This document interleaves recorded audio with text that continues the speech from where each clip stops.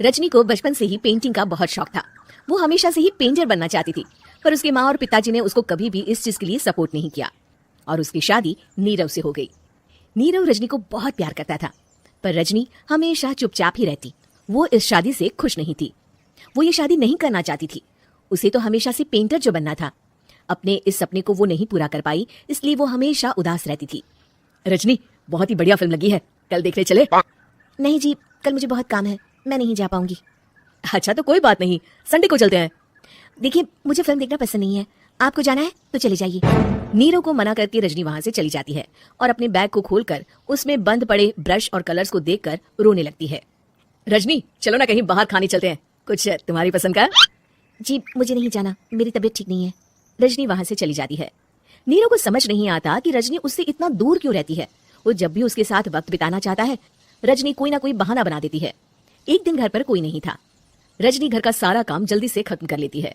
घर पर अकेले होने के कारण वो सोचती है कि वो आज पेंटिंग करेगी। वो अपने कमरे में जाकर पेंट ब्रशेस और कलर्स निकालकर जैसे ही कलर मिक्स कर रही होती है कि दरवाजे पर बेल बज जाती है।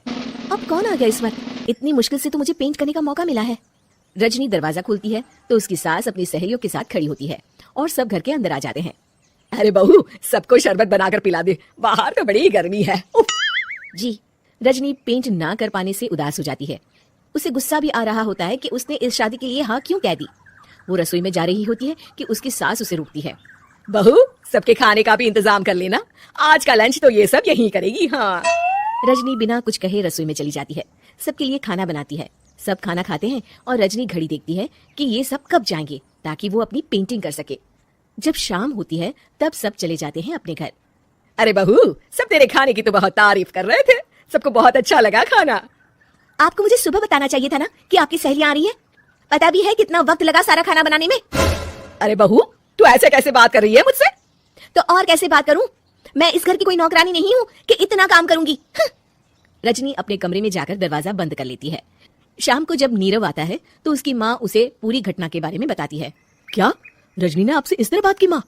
हाँ, और पता नहीं उसे क्या हो गया है, शाम से बाहर भी नहीं आई है। मैंने तो कई बार आवाज दी, खाना भी नहीं खाया उसने। तू ही बात करके देख ले बेटा। नीरव अपने कमरे का दरवाजा खटखटाता है। रजनी, दरवाजा खोलो, मैं हूँ। रजनी दरवाजा खोलती है और फिर वापस जाकर अपने बिस्तर पर लेट जाती है। रजनी, माँ से बात करने का ये क्या तरीका है? मैंने कोई गलत बात नहीं की है। अरे तुम क्यों ऐसे बर्ताव कर रही हो सबके साथ? क्या तुम इस शादी से खुश नहीं हो? रजनी कुछ नहीं बोलती। अरे बताओ मुझे रजनी, क्या ये शादी तुम्हारी मर्जी के खिलाफ हुई है? हाँ, मैं ये शादी कभी नहीं करना चाहती थी। तुमसे क्या, मैं किसी से भी शादी नहीं करना चाहती थी। रजनी रोने लगती है। चुप हो जाओ रजनी, बताओ मुझे तुम क्यों नहीं करना चाहती थी शादी? रजनी बेड के नीचे से अपने पेंटिंग्स, कलर्स, ब्रश, पेपर्स निकालती है। इतने में उसकी सास भी कमरे में आ जाती है। ये देख रहे हो, ये थे मेरे सपने। मैं पेंटर बनना चाहती थी, पर माँ पापा ने कभी सपोर्ट नहीं किया और मेरी शादी करवा दी। मेरे सारे सपने टूट गए। हर वक्त बस गुस्सा आता रहता है मुझे। मैं जानती हूँ कि आप लोगों की इसमें कोई गलती नहीं है, पर मैं क्या करूँ, मुझे समझ में नहीं आता। रजनी फूट फूट कर रोने लगती है। मुझे माफ कर दीजिए, आप दोनों के साथ मैं बहुत बुरा बर्ताव कर रही हूँ। अरे रजनी बेटा, चुप हो जाओ तुम। नीरव पानी लेकर आता है। ये लो पानी पियो और शांत हो जाओ। रजनी पानी पीती है और उसकी सास पेंटिंग्स देख रही होती है। अरे नीरव, हमें तो पता ही नहीं था कि हमारी बहू कलाकार है। अरे कितनी अच्छी पेंटिंग्स बनाई है, देखो तो। ये वाली तो मैं अपने कमरे में ले जाऊंगी।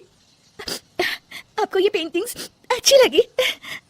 अच्छी नहीं, बहुत अच्छी लगी। और तुमने हमें बताया क्यों नहीं? तुम जब चाहे पेंटिंग कर सकती हो रजनी। हम तुम्हारे सपनों को पूरा करने में तुम्हारा पूरा साथ देंगे। हाँ बेटा, हम कला की कद्र करते हैं। हम कलाकार तो नहीं, पर मुझे गर्व है कि मेरी बहू एक कलाकार है। रजनी, नीरव और सास तीनों हंस पड़ते हैं।